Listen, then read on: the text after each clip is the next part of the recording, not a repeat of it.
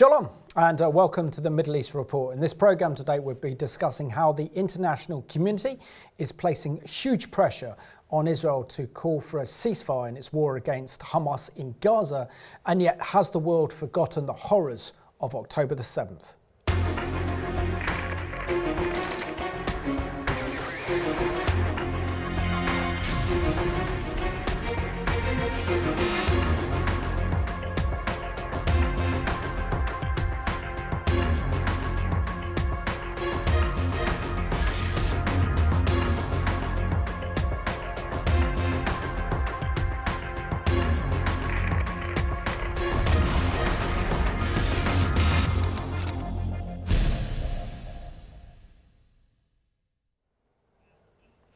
Warm welcome to the program, and today's special guest is all the way from Bath, but originally the United States. He's a great friend of mine, Pastor Jeff Cuozzo from Calvery Chapel in Bath. It's always a pleasure to have you on the program, and it's such a pleasure to see you, Jeff. So thank you so much for making the trip from the West Country to be here today.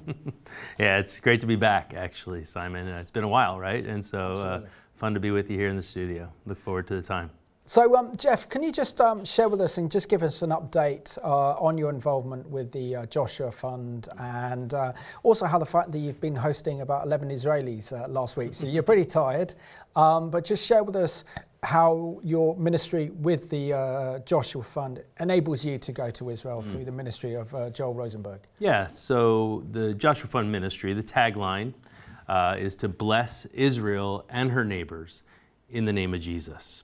And that's what we've been continuing to do. Obviously, the events of October 7th have changed, the map for us in many ways in terms of how and what we're doing. But at the same time, we're continuing to come alongside of those who've been adversely impacted through the believing community, the believers in Israel, Jewish and Arab, and we're supporting them. We're helping them to minister to those in need. I mean, you've got over hundreds of thousands who've been displaced from their homes, both from the north and the south. And then, of course, there's so many who've been traumatized and just dealing with the devastation of what's taken place. So helping with counseling and in different ways, coming alongside and undergirding them, as well as helping support partners with the work they're doing to help those in need with all the different needs that are continuing to arise in such an adverse situation that they've never really faced before in their lives.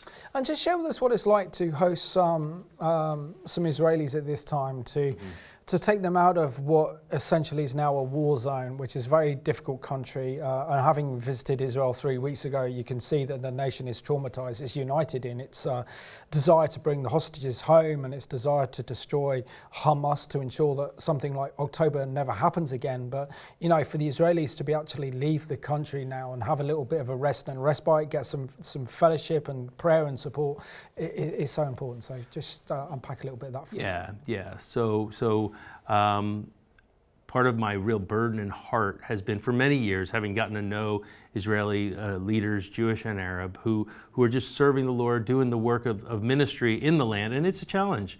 And so this concept, this idea of Tikva, so we tikvauk.com is what we started as a way to provide an opportunity for Israelis to come away and have some time. And as you talk about this season right now, I mean, for months, from October 7th all the way through till December, even into January, many felt like there's no way I can leave the country. I need to be here helping my people and coming alongside of those in need. But what started to become evident was the longer it became clear that this was going to be an ongoing, crisis, the more they started to realize, well, this pace that we're running at isn't going to be sustainable. And if anything, they actually needed a minute themselves to just regroup and to be restored and be refreshed. And so, to be able to provide that to folks is a huge blessing to do so for their, just sustainability in ministry, that they can take that time to seek the Lord. Even as Jesus himself, when he walked the planet, it says he came apart for a while, right? And there's that old saying, unless you come apart, you will come apart. And so just that time to come and be with the Lord and be in fellowship and be refreshed outside of the pressure cooker of so much of what's going on in the land, just the news and the stories, even, when they're facing so many of these tragedies and difficulties day in and day out, the anxiety levels they don't realize that are just mounting and building, and to be able to just try and alleviate that with just putting our focus on the Lord and really encouraging them. Excellent. So let's have a look at the work being done by the Joshua Fund in helping the Israelis, particularly in southern Israel, in cities like Sderot, who have been devastated by Hamas back on October the 7th. Hi, this is Lynn Rosenberg with the Joshua Fund. I'm here in central Israel, working together with several ministries in this amazing tent that is become a logistics center of various ministries working together in this difficult time. It was so clear that we needed to come together and to serve. We have a small team right now from the Joshua Fund, some volunteers who are packing about 110 individual packages of food. Each package has 17 items that are really needed at a time like this, just the basic food items, so you don't have to run out to the grocery store. Why wouldn't you want to run to the grocery store? Because they're going to people who are in a town called Sderot. Sderot is the largest city on the Gaza border, and Sderot on October 7th was one of those cities that really was infiltrated by many terrorists, and a terrible trauma happened there. Most of the city has been evacuated, but over the course of a month, many have needed to go back for work, for family, for pets even, and many never left. Ones that had health issues, ones that were afraid to go or wanted to just stay locked in their home. So we're working with a congregation from Sderot who have mostly evacuated, but that congregation and their pastor and his wife have been going back on a daily basis into the city to take care of the people who got left behind, who didn't want to leave or who couldn't leave. And so we're going to be joining them in a few days with these packages, and we're going to go and sit with these families one by one. We're not going to have them come to a place where they're just going to gather their things and leave. We're going to take them to their home in small groups, 2 by 2. We're going to sit with them, because more than this food, which they need, they really need somebody to sit with them. They need to sit with a friendly face that will listen to what they're going through, that will hear their sorrow, their broken hearts. And that's what we're thankful that we can do.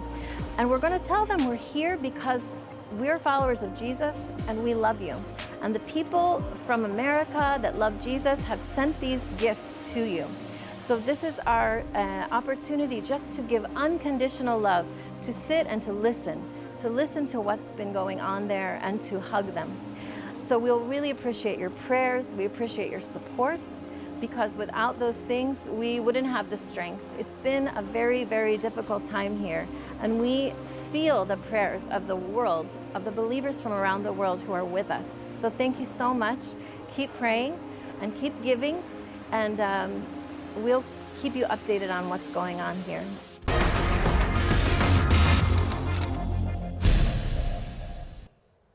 Great work being done there by the Joshua Fund in bringing comfort and support to those Jewish communities devastated by October the 7th. And talking about October the 7th, Jeff, where were you on Saturday the 7th of October, and how did you learn about the biggest mass terrorist attack that has occurred in Israel's history?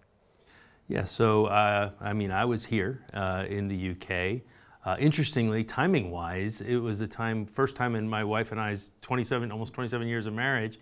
She actually was traveling. She was 2 weeks away at a conference in the States, and then visiting our son and his wife who live over there. And so this happened right in the middle of that time. And I woke up that morning, and obviously a lot of relationships, a lot of friendships, a lot of WhatsApp friends, I saw the barrage of rockets. That was the first thing. And now I have to be honest, in seeing that, it was kind of like, well, yes, this does happen. It's horrible. And, immediately wanted to pray for my brothers and sisters who are there dealing with, grabbing up their kids, having to run to the bomb shelter, and the sirens are going and everything that comes with that. But that sadly has become kind of commonplace within Israel, the idea of these, barrage of rockets. However, it was as time kind of continued to progress that morning that things became clear that it was a lot more sinister than just rockets, and things started to come out about the border being breached, and these cities and these towns and these kibbutzes being overrun. And so we were able to, as a team from around the world, because we've got folks in the States, here in England, in Israel, obviously, we gathered and just immediately went into action in terms of trying to find rapid response, how we can help, what we can do. But interesting, as you asked that question, where was I on October 7th? I think more importantly, and even as we've seen from some of our partners in the land, I was in contact immediately with some of these partners, specifically Michael Biener there in Sderot, the pastor, because we wanted to make sure they were okay. And he was challenged because it was tough for him to communicate, but he was able to get us a message pretty quickly. And this was the thing that really struck me, Simon. When he made the statement, obviously the sirens started to go. He was going to get up at 6:30, but that day, for whatever reason, he woke up at 6. And so he says, he started to hear the sirens go. And as I said, that's become commonplace for them. So they knew, okay, we got to get to our bomb shelter. They only have literally 5 seconds being in Sderot. They're so close, 2 kilometers away from the border. And so he heard the siren, and he, as a family, they were going. And this was at 6:20. They had this siren go off.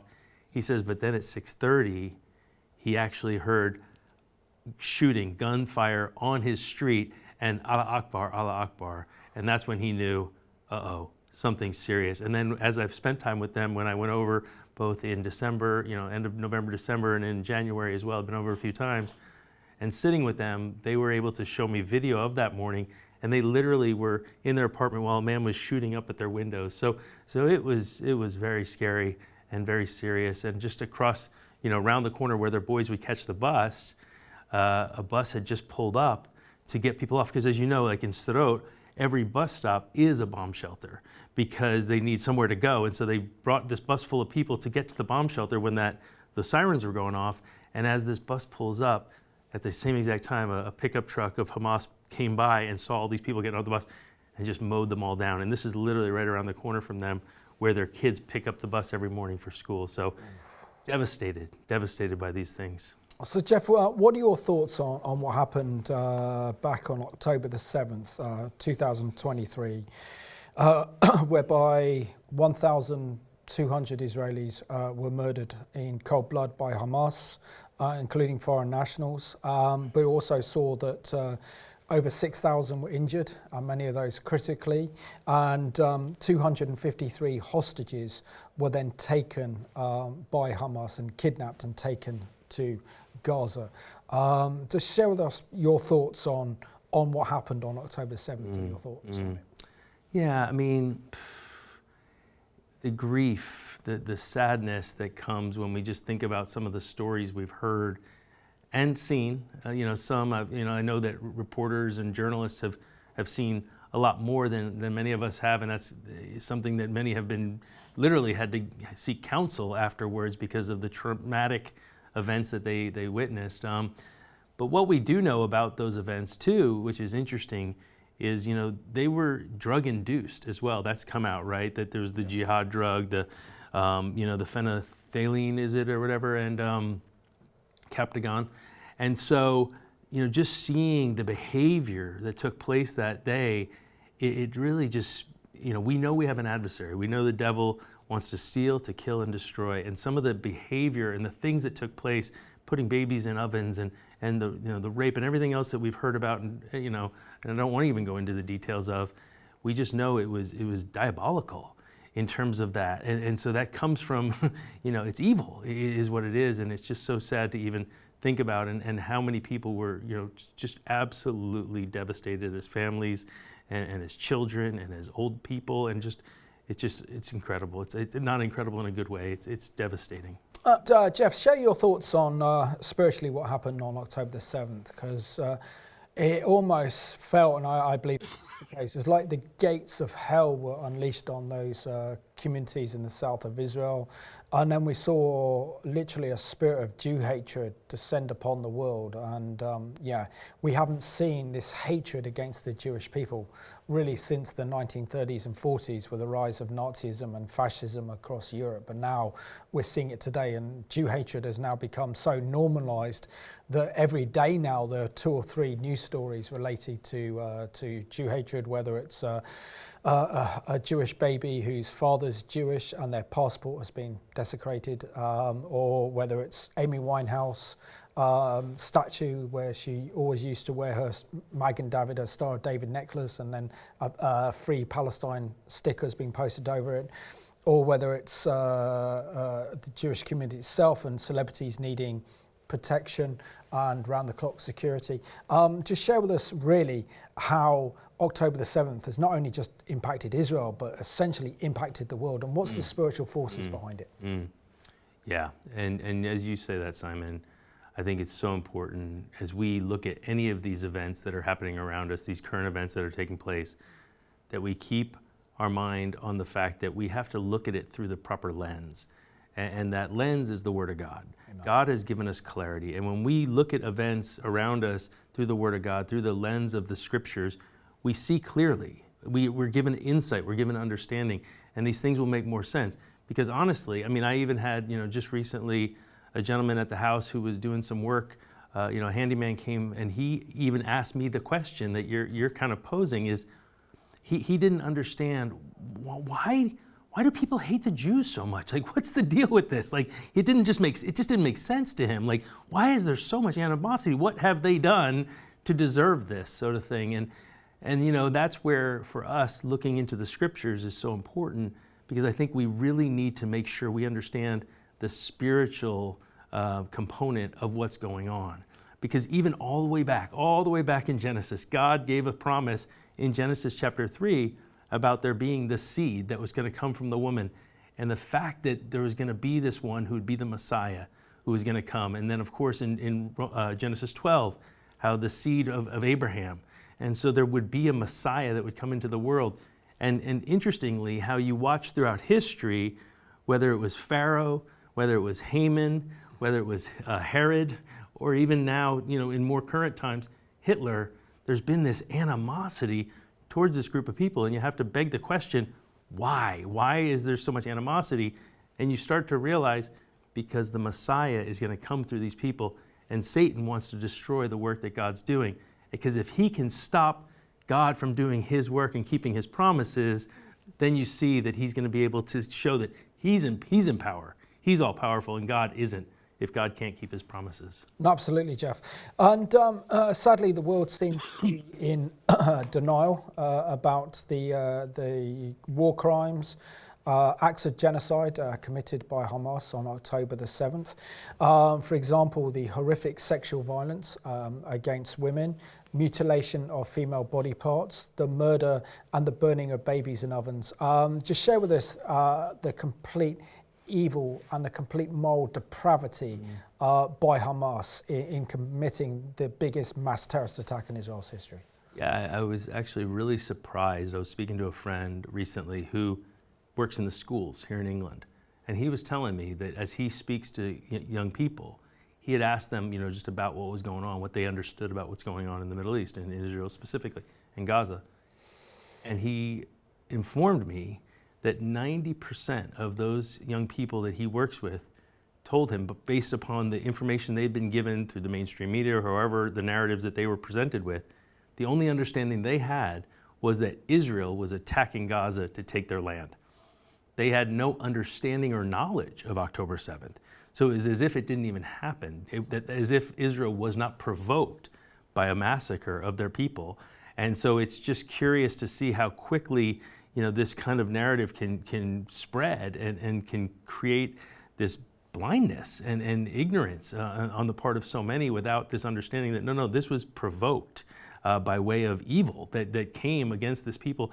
And the fact that as a sovereign nation, Israel has the right to try and defend themselves, but also get their people back. They've been taken hostage. They want their people to be able to come home to their families.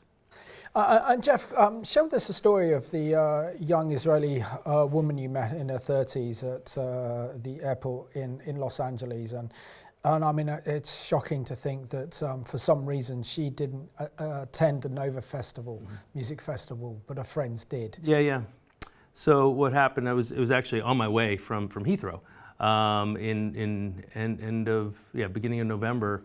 And turns out, there was this Israeli stand there, and it just was one of those things where it was clearly God incidents, as we say, because she was trying to get away from Israel, just traumatized.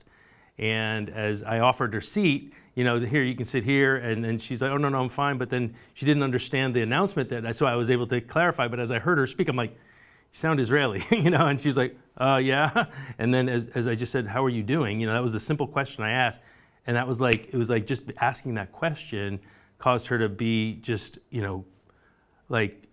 amazed that I even cared. And then two, she just wanted to share about these two friends of hers. And that she's saying, I was invited to go to the Nova Festival. All my friends went. I was getting texts that Friday night, come on down. I didn't go, but then the next morning I start getting WhatsApp messages from these friends, help us. Try to, come and do what you can to get here, help us, do something. And it turns out, she even says, and two of my friends, and she named them, and then she says, and then she wanted to, she's like, there's a video about them. And I'm like, and I knew the video. I'm like, no, I've seen that video. She goes, well, those are my friends. And she named them. And I was like, I couldn't believe it. But I just saw how traumatized somebody who could have been there was. And then she was directly impacted by her very friends being killed. It's just hard to fathom. Absolutely. So let's have a look at this excellent news report put together by friends at CBN. Just a word of warning, the video content is shocking because it shows the destruction caused by Hamas on October the 7th. And this is kibbutz Gaza, which was one of those kibbutz that was so badly devastated by Hamas. Thank you for being here. I think that some of you have already seen it with your own eyes, and for some it's the first time. And I think that being here and seeing it with your own eyes, and I tell this to every person that comes here, is extremely important. I think that watching it through the screen, seeing photos and videos, hearing about it, is not quite the same as seeing it with your own eyes. IDF Reserve Captain Maya gave CBN News a first-hand tour of Kfar Aza, one of the 22 kibbutzim attacked by Hamas on October 7th. Of the 950 residents, Hamas murdered 63, kidnapped 18. In all, 10% of the people. Not talking about the trauma, not talking about the ones luckily weren't here, not talking about the ones lightly injured. 10% of the population. And again, this is 1 out of 22. Kfar Aza was an ideal place to live. But you can only imagine what a beautiful place this was. Now, to give us a better understanding, before the 7th of October, you'd have 10 to 15 seconds to enter a safe room, a mamad, and each and every house has a mamad, it's mandatory. But life was beautiful. And at times it escalated and they were used to living under fire, but life was beautiful. Since October 7th, life and time has stood still. People around the world have been hearing they're saying that this is AI. This is not AI. This is not a movie scene. We did not set it up. This is people's homes. And this is where the atrocities of October 7th happened. And in a sense, time here stands still. Early morning, October 7th. I'm going to try and take you back to October 7th, 6:30 a.m., where we have 15 minutes non-stop ongoing alarms that were alarming even for the people who lived here and were used to living under fire. Less than 30 minutes later, we have hundreds of terrorists infiltrating this very kibbutz. The estimation is 300 to 400. They come in by air with gliders, Buckeyes, by land with pickup trucks. Most of them had machine guns glued on them, set on automatic, and with motorbikes. And unfortunately come in very well prepared, and they just start shooting, rampaging, screaming and yelling in Arabic. They come in with guns, RPGs, grenades, bombs, and they just start shooting. And people are hiding inside their mamads. And this is what's going on. This is before 7 a.m. Now, we're going to be talking later about what a mamad is, but a mamad is supposed to be protecting you from bombs, from missiles, not from terrorists. And this is the reality of October 7th. We walked along what has become called the Street of Death. It's not just bodies. You would have dismantled bodies, bodies that were beheaded, that were raped, sexually assaulted, set on fire. Yeah. But time goes by, and the world is not only forgetting, but is saying, look at Gaza. But what happened here should concern humanity, not just Israelis or Jews. And it's not because we're clinging on to the trauma, it's because something atrocious happened here that concerns humanity. And these stories need to be told, and we need the context as to why we're doing what we're doing right now. The battle for Kfar Aza lasted 5 days. So we had 4 teams that would need to enter each building and clear it from explosives. Because what they did was booby-trap bodies. They set bombs on bodies. We found explosives in kids' backpacks. One example I can share with you that I saw is a kid's pink backpack. We later found had 7 kilos of explosives in it. Kfar Aza sits next to northern Gaza. We're standing, and you're seeing the back fence of the kibbutz, so the surrounding fence. Behind it, you see the fields. You see the border to Gaza. It's that gray line that you see across the horizon. And behind it, you see Gaza. So this is the northern part of the strip. This man and this dog survived October 7th. And she stayed silent, and they're now back here. We met Raphael on the way. So how did you survive? A lot of prayers, and it's not something logic I can explain, because it's not. I can tell you that 10 meters away from me, people being killed and their house being burned. So I have no logic explained to say why I'm alive and they are not. It is what it is. What's your message to the world? Wake up. Wake up. Today it's here. Tomorrow it's in Paris. Day after it's 9/11. Day after it's gonna be in the other place. It doesn't matter how you call the place. They're gonna arrive everywhere. To you, the blonde guy, the dark skin, everyone gonna suffer. If we're not gonna wake up now. They want an Islamic world. As long that you are not going well with the Islamic line, you are an enemy. Doesn't matter if you are Jewish, Catholic, Buddhism, whatever.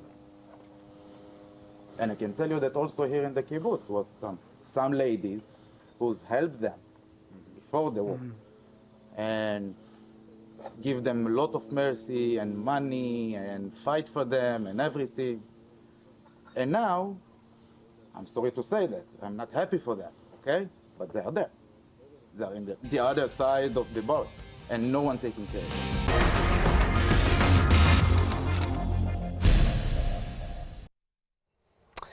And that was kibbutz Kfar Aza, and having visited kibbutz Nir Oz with my own eyes, you can see the devastation done by Hamas and the devastation done to those kibbutzes. And what's so sad is seeing the posters of those who are now kidnapped in Gaza, and you could see where their homes are.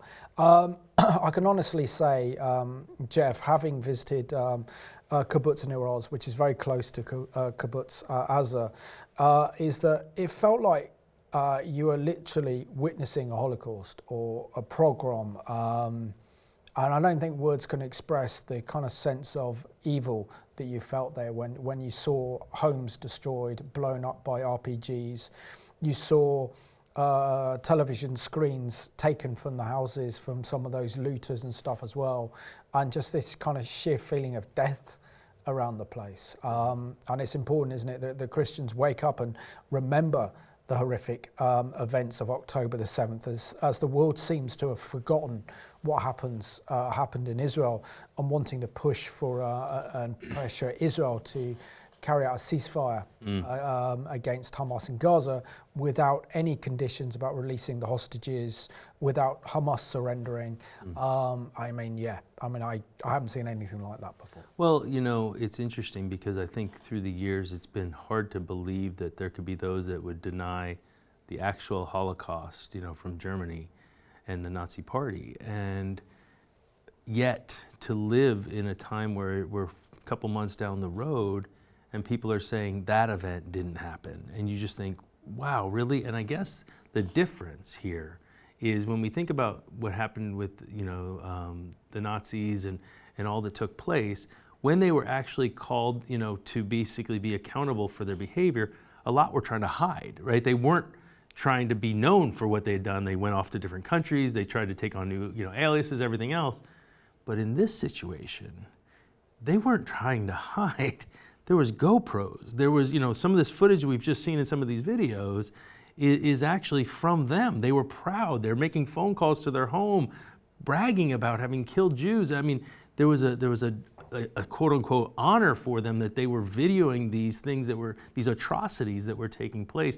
And so to have so much footage that they wanted people to see, and they wanted to, promote and glorify the work that they were doing and killing and just devastating these people, it's hard to believe that there would be those that would continue to try and deny what was actually happening when they themselves were trying to promote it and show, look what we've done.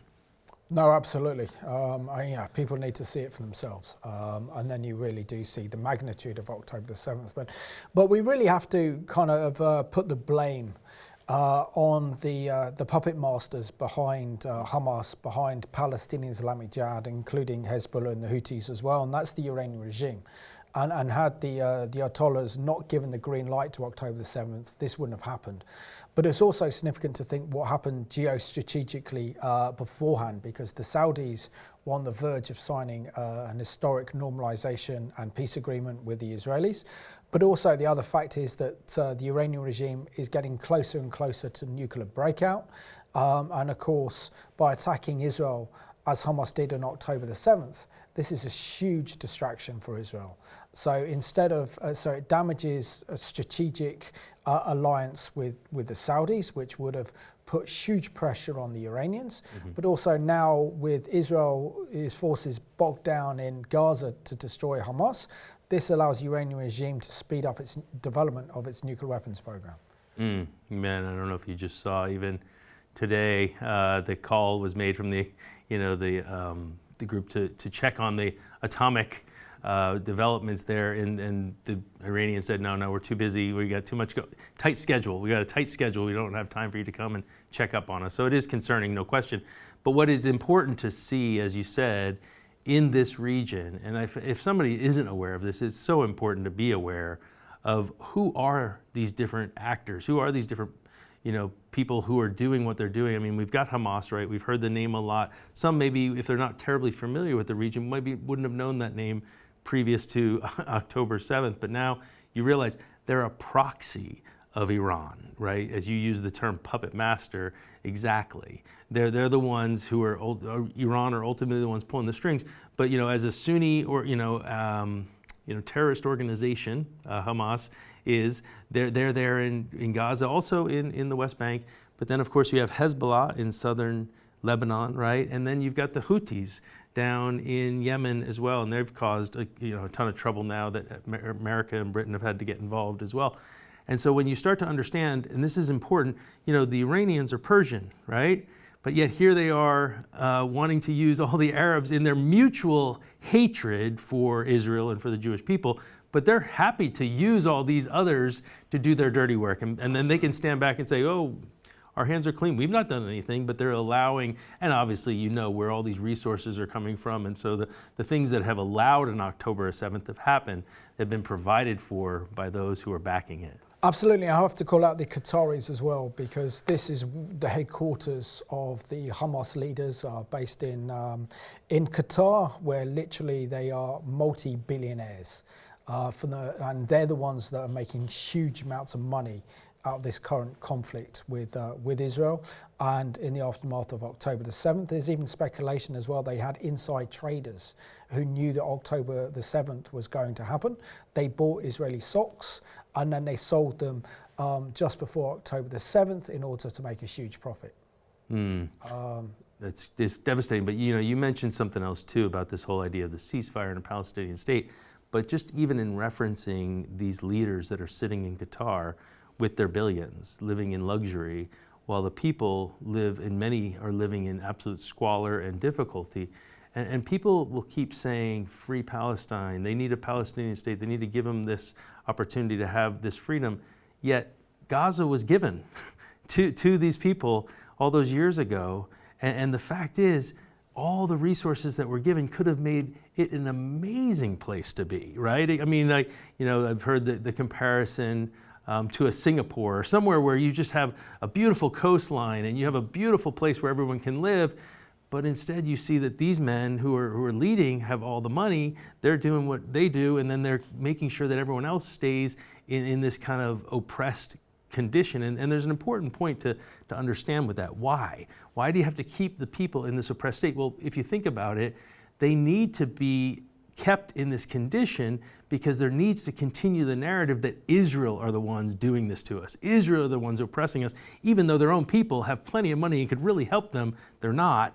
But they can keep giving the narrative that Israel are the oppressors, and therefore they're the ones that we need to keep fighting. And so that's what keeps motivating, that's what keeps stirring up this anger and this resentment within the people to give them the willingness to keep fighting the Israeli quote-unquote oppressors. And so that's why they have to keep this environment of basically underprivileged. They can't take good care of them, because let's think about it for a minute. If you and I, like, what are some of the needs we have and desires we have in our family? We want to have a family, we have our kids, we have a job. Like, we like to just have a comfortable life. And if people had that, they'd probably be a lot less likely willing to, wait, you need to go fight, you need to go, blow something up. He's like, no, I just want to stay home with my family. I don't want to do that. So you can see how that kind of works, in terms of the motivation. Absolutely, and the extent of the tunnels, terror tunnels, over 300 miles of terror tunnels, networks, and without that, none of that would have happened. So, of course, what we see there really is that Hamas built a kind of terrorist infrastructure that Israel is having to destroy right now, and if it wasn't for these terror tunnels, then October the 7th couldn't have happened. So it's incredible to think that all this billions of pounds being pumped into Gaza is not benefiting the people of Gaza. It's building a terror network where they are oppressed, they're in poverty, and these terror tunnels are built, money spent on RPGs and weapons and everything else, and their only motivation is to kill as many Jews as they can. Yeah, that's the part that I think we have to just be honest about. Is Hamas's desire for a Palestinian state? I think they've made it pretty clear their desire is to annihilate the Jews. Like, that's the greatest desire, because there's been so many opportunities, whether it's the PA or Hamas, to have a state.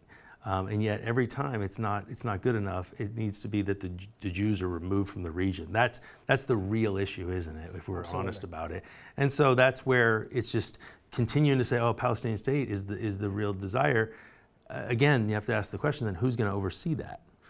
Who's going to be the ones to oversee a Palestinian state? I mean, is it the PA? Because they're also supporting, the Hamas, and those who give their life, as quote unquote terrorists, are going to be, the families are going to be taken care of. And so is that the people that are going to oversee the Palestinian state? It's a curious question to ask, is when you say there needs to be a Palestinian state, it's like, well, who oversees that?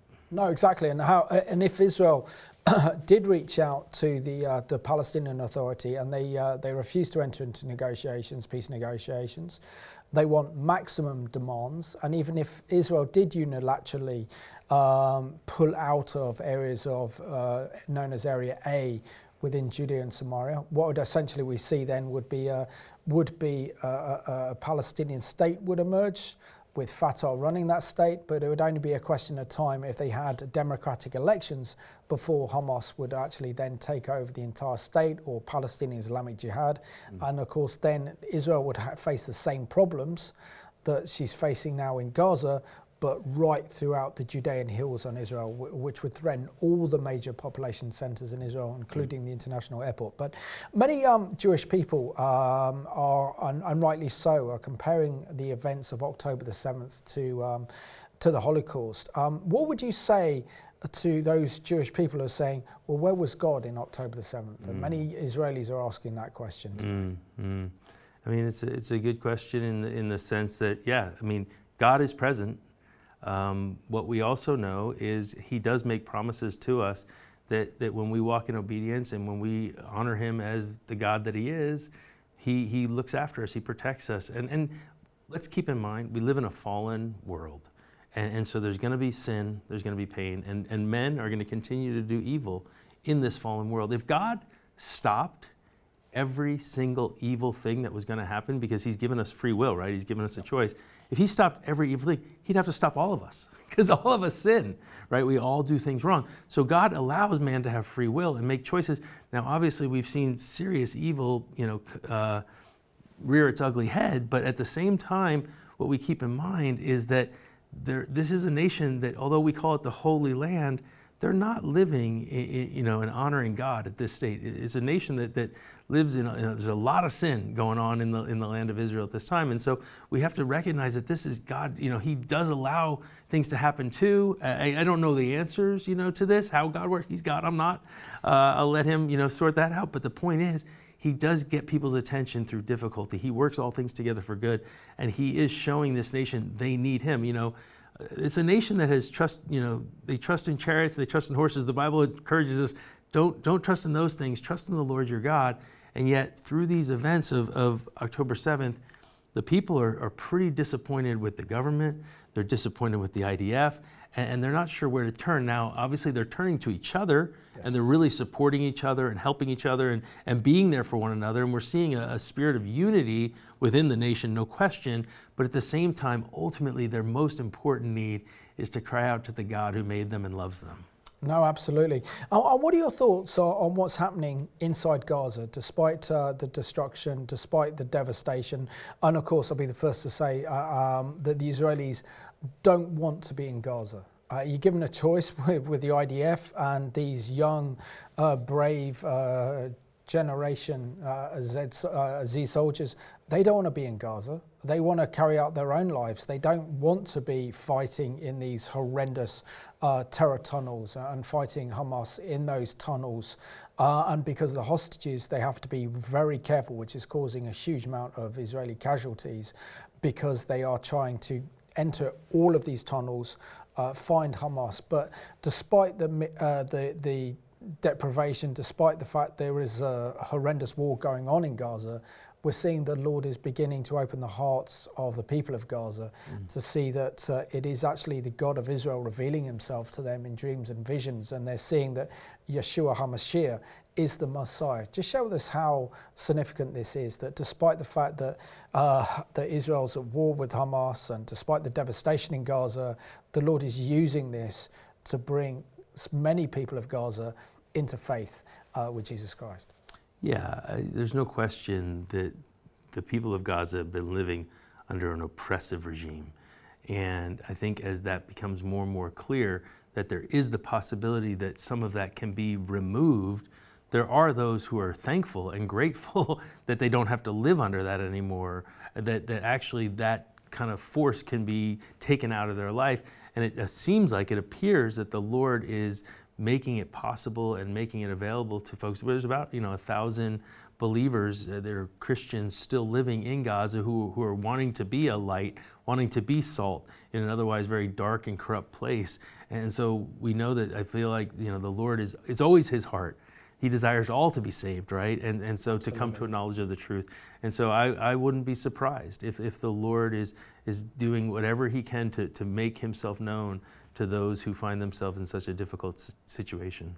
So let's see this excellent CBN News Report now that looks at the fact that so many in Gaza are coming to faith in Yeshua HaMashiach, despite the war, despite the conflict, and continue to pray that more Muslims would come to see that Jesus is the Messiah and He is their redemption. Amid tragedy and suffering, God is intervening in war-torn Gaza. About 200 Gazans gave their heart to Jesus in one lump sum because the Lord appeared to them in visions and dreams, and they were hugging each other and rejoicing, and realized that all of them had the same vision that each one of them had. Taysir Sada is a former PLO sniper and aide to Yasser Arafat. About 30 years ago, he came to faith in Jesus Christ and told his story in the book, Once an Arafat Man. Today, he leads the Christian humanitarian Seeds of Hope Foundation. In spite of the destruction that is taking place, I believe God have a purpose to get the Palestinians in Gaza wake up and look at a different alternative to what they believe. Let's look forward to the day after Israel's war against Hamas. Explain what you see happening spiritually in Gaza. Many Muslims are looking for an alternative to Islam. I do believe we're going to have a lot of revival, a lot of believers coming through. It's already happening today. As for the Christians, Pastor William Devlin says many have remained in Gaza to help suffering Muslims.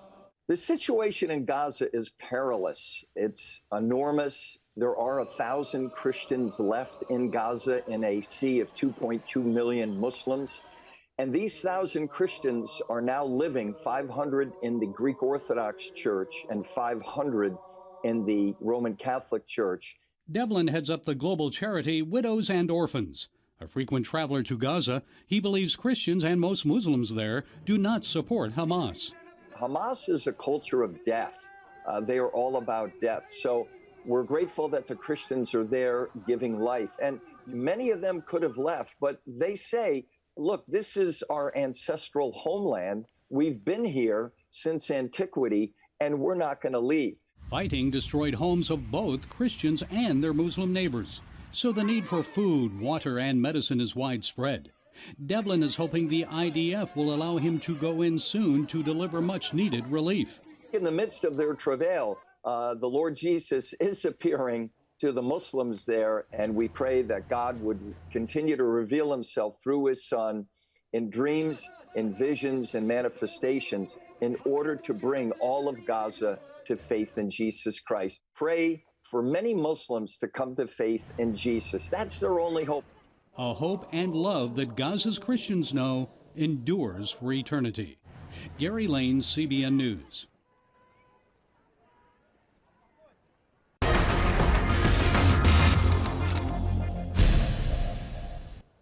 And it's important to acknowledge the fact that it's the IDF that are destroying Hamas. And by destroying Hamas, this gives an opportunity for the people of Gaza to actually be free from the tyranny they're under. That they will have a freedom then to see that Jesus is the Messiah and to follow him. And that's what's extraordinary, is that God, doesn't he? He works in the most darkest of places. And he was actually allowing the IDF to destroy Hamas in Gaza in order for the gospel to be spread. And we're seeing, for example, incredible revivals taking place in Iran, with the underground churches growing, and so many in the Arab world are coming to faith in Yeshua. It's just extraordinary. Mm.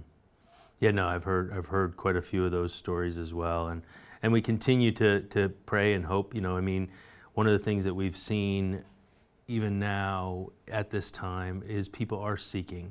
There are questions. As you asked earlier, where was God? And people are saying, God, where are you? And what is this all about? And how can I know you? And there are people who are definitely seeking, and the desire obviously is that the believers there who have the way, the truth, and the life, because it is so dark. But this is, again, where the light can shine that much brighter, because Jesus is the light of the world, and he can bring light into their darkness and bring them the hope of salvation, that their sins can be forgiven. And that is the desire that we'd love to see as we work with our Jewish and Arab partners in Israel, in the West Bank, and beyond. And Jeff, we're approaching a stage in this conflict now that Israel's under huge international pressure, whether that's from the Biden administration, whether that's from our own Foreign Secretary David Cameron, and now we've seen this week that Keir Starmer, the leader of the Labour Party, has called Israel to stop and called for a ceasefire. The United Nations are pressuring Israel. The world is talking about a Palestinian state. And yet it seems that the world has really forgotten the horrors of October the 7th, and that this war against Hamas is a war for Israel's survival. Israel faces an existential threat from Hamas. And of course, what happened on October the 7th is that Israel's deterrent capabilities were shot to bits. And for Israel to survive in the Middle East, then Israel needs those deterrent capabilities back, and that means destroying Hamas and possibly even Hezbollah in the north of Israel in Lebanon. So just share with us how, for example, spiritually this is so dangerous that the Western nations are pressuring Israel to call for a ceasefire without calling for the hostages to be released, without calling for the surrender of Hamas. And really what this does is give Hamas a stay of execution. And whereby they will be able to rally and fight again. And of course, then we'd see another October the 7th happen again, possibly in another decade time or so? Yeah, I mean, you've just stated it, Simon. That's exactly the challenge. You can't come up short in this situation, because to say a ceasefire, I mean, there was a ceasefire on October 6th, but now, you started something where you took people from their homes, you dragged people from their homes, and you're holding them. It's like, it's almost like you just have to stop and just acknowledge that reality. Like, wait, you're saying to stop going and trying to bring our people home? Like, you're telling us we can't take the people back to where they belong, to their homes, with their families? And so to keep putting that pressure on a sovereign nation to say you have to stop doing this, it's very one-sided, isn't it? And it just feels like you're not being honest. This isn't, and that's the thing I know, having talked to many Israelis and different people, when they see the reaction and the responses from around the world, they're grieved. They're just genuinely grieved by both the antagonism and the anger and the hatred that the ones who were massacred are the ones being, seen as the, bad guys, and yet they're thinking, can we just be honest about what's going on right now? Like this, we didn't instigate this. We didn't do this. This is something that's was, brought on us. And so they're really trying to, have the understanding, like, we're just trying to make things right. And specifically, we can't live under this existential threat that you described. And so it has to be dealt with finally once and for all. But for these outside forces who really don't understand clearly what's really going on and don't have to live under that existential threat to keep trying to apply this pressure to a sovereign country to defend themselves, it just feels incongruous. It just doesn't feel like it's genuine. Absolutely. Disingenuous is the word. Yeah, and Jeff, I know at the moment the most important thing for me is actually the Israelis, who are for those hostages that still remain in Gaza. That's why I'm very pleased to wear this. Sorry, wrong side. With my monitor, this yellow ribbon as a message to bring the hostages home, and that's what all Israel cares about. The war is secondary, and I know that the Israelis are hurting right now, but also as Bible-believing Christians as well, we'd also have to ask the question: is where does October the 7th and Israel's war against Hamas kind of fit into kind of Bible prophecy? It's interesting, isn't it? Because it does feel like a catalyst. Something has happened. Like, we can't deny that things changed on October 7th. And it feels like, in the same way we talk about labor pains, and how they get closer and closer and more intense, it feels like over the course of, from 2020 to 2021, 2022, you could go through the list of each event that happened in each one of those years and how that has literally been ramping up. And it feels like 2023, the pains, are getting only more, closer together with greater rapidity and greater strength. And so this event, it feels like it's interesting. I actually want to read something to you, Simon, from Ezekiel. It's Ezekiel 28, verse 20. And this is just curious. I'm just going to say it this way. Maybe it's another program. Maybe it's something else we can talk about. But verse 20, it starts with, "Then the word of the Lord came to me, saying, Son of man, set your face towards Sidon and prophesy against her, and say, Thus says the Lord God, Behold, I am against you, O Sidon. I will be glorified in your midst, and they shall know that I am the Lord when I execute judgments in her and am hallowed in her. For I will send pestilence upon her and blood in her streets. The wounded shall be judged in her midst by the sword against her on every side. Then they shall know that I am the Lord." And listen to what it goes on to say, "And there shall no longer be a pricking briar or a painful thorn for the house of Israel from among all who are around them, who despise them. Then they shall know that I am the Lord God." And when is this going to happen? When is this going to take place? "Thus says the Lord God, when I have gathered the house of Israel from the peoples among whom they were scattered, and am hallowed in them in the sight of the Gentiles, then they will dwell in their own land, which I gave to my servant Jacob, and they will dwell safely there, build houses, plant vineyards. Yes, they will dwell securely when I execute judgments on all those around them who despise them. Then they shall know that I am the Lord their God." And it's just very curious in light of our current situation, especially because we know that the northern border, right, is still a major issue. Sidon.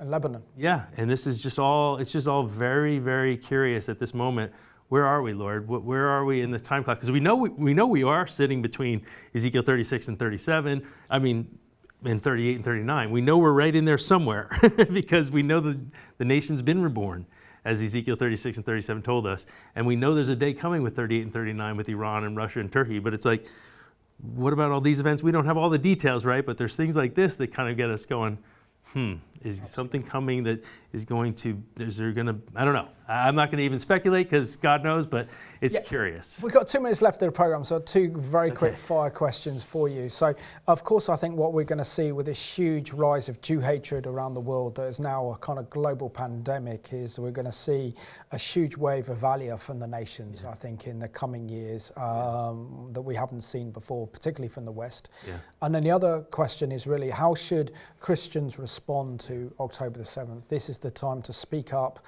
and show practical love and support to Israel and the Jewish people through you're doing through Calvery Chapel, but also through the Joshua Fund. Yeah. So as you said, I mean, this has been my first experience because a lot of people have maybe made Aliyah to Israel, but not many American Jewish people have necessarily thought, I want to move back to Israel, because they're kind of like, I'm happy in America, it's comfortable, I'm happy here. They might have a house there that they go holiday in, but they don't live. And so, but what I've had the experience now since October 7th, even being with some American Jewish people and talking to them, they said it's the first time they've felt unsafe living in America, which is interesting because it has now, it's the same that's happened here in England as well for some. And so you just start to see that there's probably, they estimate about 1 million Jewish people who might be making Aliyah in this next year. And so I think, again, even the Lord has used that in the fulfillment of prophecy, that they're looking for a safe place. Ironic that they're going back to Israel where, there's a war, and so it's a double-edged sword, like you say. But at the same time, what can we do? I mean, obviously the Lord tells us to pray for the peace of Jerusalem. Amen. And ultimately we know that obviously trust right now for our Jewish and Arab brothers and sisters it's challenged because of all that's taken place. So we just want to pray for the unity of the brethren, the bond of peace, that God would use our Jewish Arab brothers and sisters to show the love of Jesus in that place. Amen. Jeff, it's always a pleasure, and thank you so much for a great program, and thank you so much, really appreciate it. And I just want to thank you for watching this program at home. I think what we have to do really, as Jeff has said, is pray for the peace of Jerusalem, pray for believers, both Jews and Arabs in Israel, but also to give comfort, as it says in Isaiah 40, comfort, comfort ye my people, O Jerusalem. So let's provide comfort to the Jewish people who feel very scared and very alone at this time of rising Jew hatred, and to be with Israel, because Israel faces increasing isolation with all the pressures being placed on Israel diplomatically from the nations, that we need to say, you're not alone. So we just want to thank you for watching this week's edition of the Middle East Report.